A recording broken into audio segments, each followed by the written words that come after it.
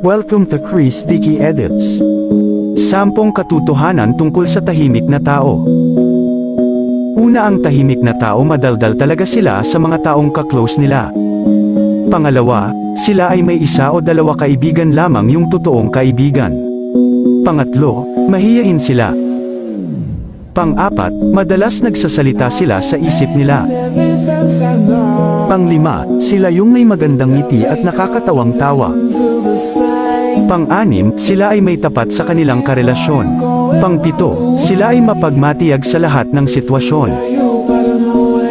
Pang-8, tahimik sila pero malademonyo sila magalit, kaya wag mo silang gagalitan. Pang-9, sinasarili nila ang nararamdaman nila kahit nasasaktan na sila. Pang-10, pag sila nakilala mo ng lubesan at maging komportable sila sa'yo, doon nila ipapakita ang totoong sila.